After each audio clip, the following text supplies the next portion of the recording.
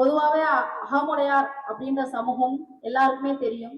அதுலயும் முக்கியமா நம்மளுடைய அகமுடையார் சமூகத்துல ஒரு இஸ்லாமிய பெண் நம் வரலாறுகளை பேச நான் வந்திருக்கேன்னா உண்மையிலையும் ரொம்ப பெருமைப்படுறேன், ரொம்ப சந்தோஷமும் படுறேன். ஏன்னா நம் முப்பாட்டன் வரலாறுகளை ஒரு இஸ்லாமிய பெண் இந்த இடத்துல அவர்களை பற்றி பேச ஒரே ஒரு விஷயம் தான் நினைவு கூறும்.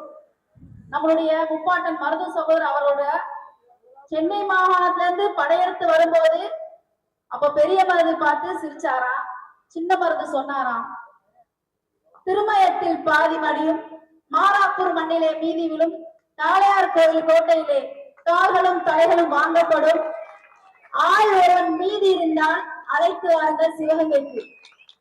அப்பவே சொன்ன போது அவருடைய வசனங்களை இந்த இடத்துல பேசுறதுக்கு உடனே புள்ள இருக்குது. இந்த மண்ணில பிறந்தவர் தான் நம்மளுடைய முப்பாட்டன் மருது சகோதரர்.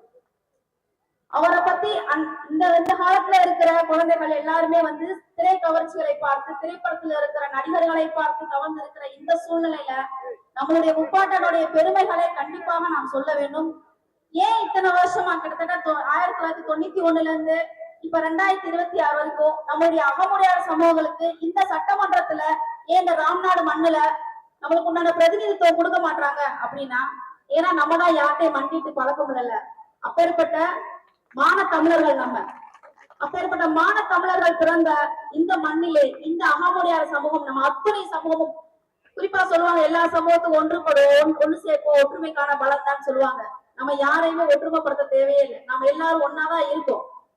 இந்த வருஷம் சட்டமன்ற தேர்தல் எந்த கட்சியாக இருந்தாலும் சரி, இந்த 4 கட்சிகள் அதிகாரத்துல இருக்க கட்சிகள், ஆளும் கட்சிகளா இல்ல எதிர்கட்சிகள் யாராக இருந்தாலும் சரி, ஒரு முறை யோசித்து வாக்களிங்கள். அது யாராக இருந்தாலும் சரி. என் அத்துணை தொப்புள்கொடி உறவுகளுக்கும் ஒரே ஒரு விஷயம் தான், எங்க அகமுடையார் சமூகத்துக்கு நீங்க பிரதிநிதித்துவமும் உரிமைகளும் கொடுத்தால் மட்டுமே தான் நாங்கள் வாக்களிப்போம். ஏன்னா 30 வருஷம் நடந்துட்டோம். 30 வருஷமா இந்த ராம்நாட்ல அதிகமா நம்ம தான் இருக்கோம். அப்பேற்பட்ட இந்த மண்ணுல நம்மளுடைய மான தமிழர்கள் நிறைந்த இந்த மண்ணுல நமக்காக உயிர் போராட்ட சுதந்திர போராட்ட வீரர்கள் நம்மளுடைய முப்பாட்டன் மருது சகோதரர்கள் இருக்கிற பெருமைகளை சொல்வதற்குரிய நம்மளுடைய வரலாறுகள் இருக்கிற இந்த சமூகம் ஏன் இப்போ எங்களுக்கு பிரதிநிதித்துவம் கொடுக்க மாட்டேங்கிறீங்க, எங்களுக்கு உண்டான உரிமைகளை கொடுக்க மாட்டேங்கிறீங்க? இத வரும்போது அத்துணை தாய்மார்களும் அத்துணை அக்கா தங்கச்சிகளும் நீ கேட்கிறீங்க, எங்களுடைய சமூகத்துக்கு எங்க பிரதிநிதித்துவம் கொடுங்க, எங்களுடைய சட்டமன்றத்துக்கு எங்க அண்ணன்மார்களுக்கு வாய்ப்பு கொடுங்க. அது எந்த கட்சியாக இருந்தாலும் சரி, நாங்கள் வென்று காட்டுவோம். அதிகாரத்துல போய் எங்களுக்கு உண்டான தீர்வுகளை நாங்கள் பேசுவோம். அதை கண்டிப்பா நீங்க எல்லாரும் செய்வீங்க நான் நம்புறேன். அப்படி யாராச்சும் இந்த வட்ட சட்டமன்ற தேர்தல்ல இருக்கிற கட்சிகள் நம்மளுக்கு யாரும் பிரதிநிதித்துவமும் உரிமைகளையும் இடஒதுக்கீடுகளையும் சலுகைகளையும் கொடுக்கலன்னா அன்னைக்கு எல்லாரும் மறந்துட்டாங்க போல, திப்பு சுல்தானும் மருது பாண்டியர்களும் மறந்துட்டாங்க போல, திருப்பி ஞாபகப்படுத்த வச்சிருவோம்.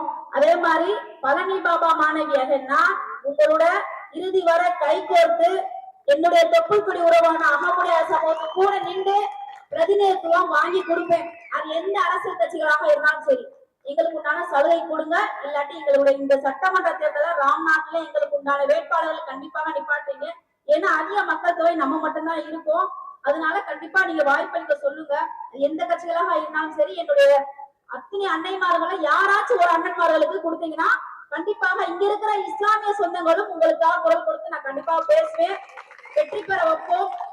இந்த ராம்நாடு சட்டமன்ற தொகுதி அகமுடையாருக்கு என்று பழனி பாபா மாணவியின் சார்பாக கேட்டுக்கொள்கிறேன்.